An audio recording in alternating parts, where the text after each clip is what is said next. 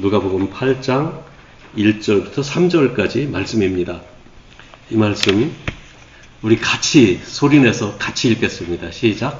그 후에 예수께서 각 성과 마을에 두루 다니시며 하나님의 나라를 선포하시며 그 복음을 전하실새 12 제자가 함께 하였고, 또한 악귀를 쫓아내심과 병고침을 받은 어떤 여자들 곧 7 귀신이 나간 자 막달라인이라 하는 마리아와 헤롯의 청지기 부사의 아내 요한나와 수산나와 다른 여러 여자가 함께하여 자기들의 소유로 그들을 섬기더라. 아멘. 영국 사람들의 속담에 이런 속담이 있습니다. 하루를 행복하게 살려면 이발을 해라. 머리를 깎으라고요. 하루 행복하게 살려면 이발을 해라. 아마 잠깐 행복한 모양이죠. 머리 깎으면. 일주일을 행복하게 살려면 여행을 하라. 한 달을 행복하게 살려면 집을 사라. 그 새 집 사서 기쁜 게 한 달밖에 못 가나 봅니다. 1년을 행복하게 살려면 결혼을 하라.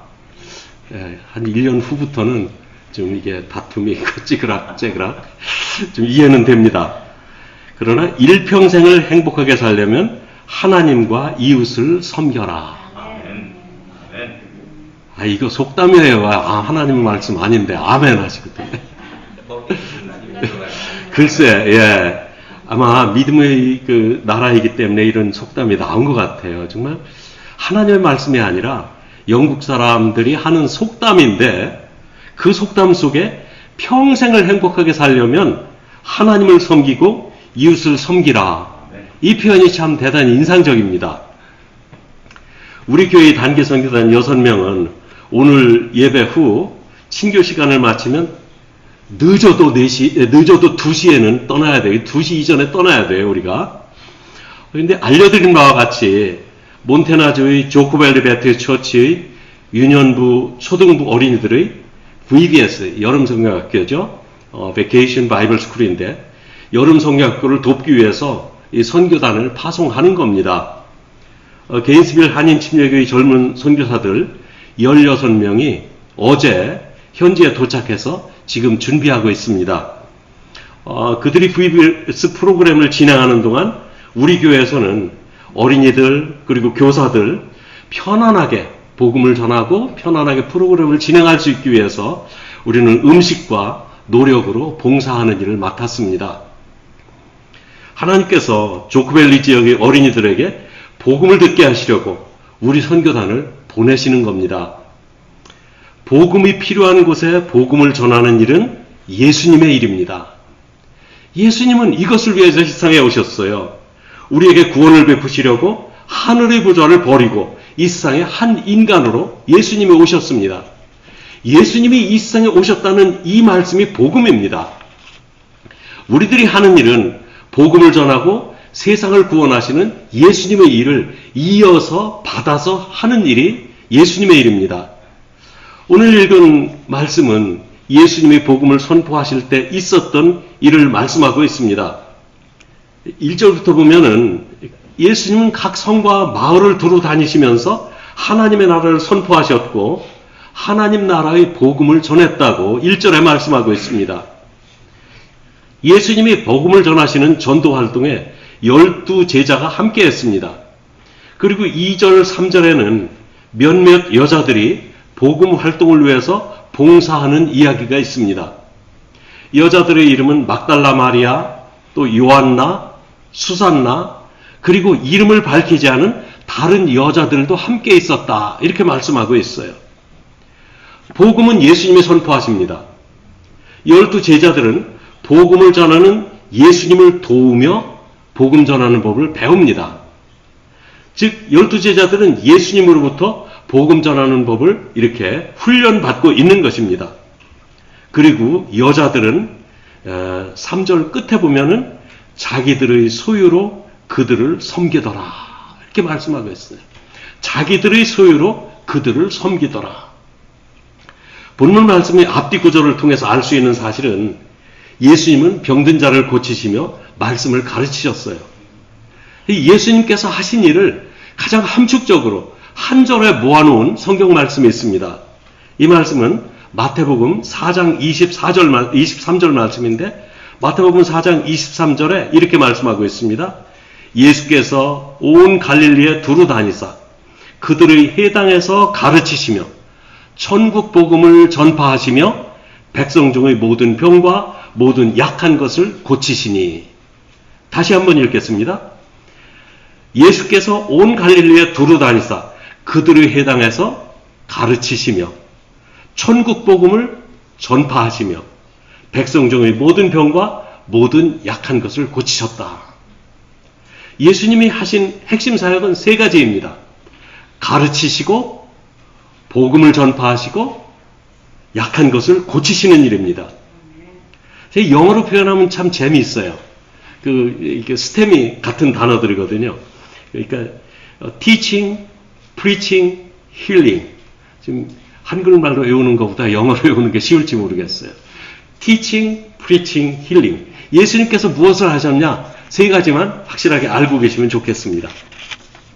우리 교회가 해야 될 일도 이 세 가지입니다.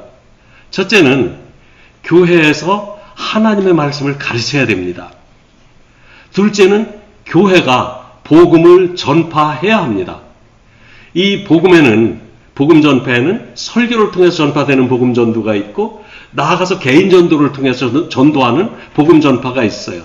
그리고 또 모든 선교 활동이 이 복음 전파 활동에 포함이 됩니다. 그리고 세 번째는 교회 생활을 통해서 치유의 사역을 교회가 해야 합니다. 육신의 병든 자들이 하나님의 능력으로 치유받아야 돼요. 주님께서는 모든 병자들을 치료하셨어요. 마음의 상처받은 사람들이 하나님의 사랑으로 마음의 상처를 치료받아야 됩니다. 가정이 어렵고 파괴된 가정이 예수님의 사랑 안에서 화목을 이루고 사랑의 관계를 회복해야 합니다. 이 일을 하기 위해서 주님께서는 이 땅에 교회라고 하는 바디 오브 크라이스트, 예수님의 몸을 남겨두신 것입니다. 예수님의 이러한 사역에 숨은 봉사자들이 있었어요. 자기들 소유로 예수님과 제자들의 사역을 섬김으로 예수님의 사역이 순조롭게 되도록 섬겼던 봉사자들입니다. 사람들이 구원받는 것은 복음을 듣고 믿어야 구원을 받습니다. 그런데 그 복음을 듣고 구원받게 하는 일에 힘이 될 수 있는 봉사자들의 숨은 봉사가 있었다는 말씀이에요. 우리 교회에서도 이 강단에서 선포되는 하나님의 말씀을 듣는 사람들이 믿고 구원을 받습니다. 그러나 부엌에서 준비한 음식을 먹으며 믿음으로 교제하며 손잡고 기도하며 그러는 가운데 우리의 몸에 질병도 치유함을 받습니다. 우리의 마음에 쌓였던 상처들도 위로와 또한 치료를 받습니다. 그렇게 함으로 말씀이 듣는 사람에게 잘 전달된다는 말씀입니다. 그러니까 그 안내위원들의 수고, 헌금위원들의 봉사, 주방에서 봉사하는 모든 노력들, 이것이 복음 전도의 힘이 된다는 말씀이에요. 이런 말은 아닙니다. 오늘 이제 정문에 들어올 때 안내위원들이 참 환한 미소를 환대를 받으면서 기쁜 마음으로 예배당에 들어왔기 때문에 구원받았다? No. 좋은 음식을 먹고 우리 사랑으로 교제했더니 구원받았다? No. 그거는 아니에요. 그걸로 구원받는 건 아니에요. 하나님의 말씀을 듣고 예수 그리스도를 주님으로 영접할 때 우리가 구원을 받습니다. 그런데 친교 시간을 통해서 또한 안내위원들의 헌신을 통해서 우리는 복음을 더 가까이 대할 수 있다, 그런 말씀입니다. 그래서 이와 같은 친교 시간을 통해서 우리는 복음을 더 가까이 대할 수 있습니다. 이번 선교여행에서 우리 교회의 사역은 섬기는 사역입니다. 본문에서는 섬기는 여자들의 헌신에 대해서 자기들의 소유로 섬겼다는 점을 끝에 강조하고 있어요. 밝혀주고 있어요. 그러니까 내가 가진 것, 내 돈, 내 비용을 들여 내 음식으로 예수님과 제자들이 하는 일을 여자들이 섬겼다고 말씀하고 있어요. 복음을 전하는 선교 현장에서 여성들의 섬김에 관한 이야기 성경에 많이 나옵니다. 가장 대표적으로 소개한다면 바울 사도가 빌립보 지역에 가서 복음을 전할 때 루디아라고 하는 자주장사를 만납니다. 아마 요즘으로 보면 아마 그 큰 손인 것 같아요. 여자 재벌이라고 해야 될까? 아마 그런 사람을 만난 것 같아요. 근데 이 루디아가 복음을 듣고 예수님을 믿었어요. 그리고는 예수님을 믿고 자기 집을 모이는 장소로 제공합니다. 그래서 거기서 빌립보 교회가 이렇게 시작이 돼요. 이렇게 세워진 빌립보 교회는 그 후에 바울의 선교여행에 충분한 재정적인 지원을 했던 교회로 성경이 우리들에게 밝혀주고 있습니다. 그 빌립보 교회의 후원에 루디아의 헌신이 컸던 것입니다. 본문의 여성들도 자기의 소유, 즉 자신의 재정으로 예수님의 전도 활동을 지원했어요. 우리들도 그럴 것입니다. 그리고 그 섬김은 예수님을 위해서 드린 헌신이었습니다. 우리도 이번 여행에서 우리의 소유로 섬기고 돌아올 예정입니다. 섬기는 것은 나의 소유를 주님께 드리는 것을 말해요. 예수님은 이런 이야기를 하신 적이 있습니다. 이 마태복음 25장에 나오는 말씀인데 거기에 보면은 양과 염소를 오른편 왼쪽에 나눠놓으시고 오른쪽에 있는 양들에게 말씀을 하세요. 내가 줄일 때 너희가 먹을 것을 주었고 내가 목마를 때 마시게 하였고 내가 나그네 되었을 때 영접하였고 헐벗었을 때 옷을 입혔고 병들었을 때 돌보았다 말씀을 하세요. 그런데 그 말을, 이건 사실 임금을 예로 들어서 얘기한 건데 임금 옆에서 그 말을 듣던 사람들, 그러니까 예수님의 말씀을 듣고 있었던 예수님 앞에 모인 사람들이 이렇게 반응했다는 겁니다. 언제 우리가 그런 일을 했습니까?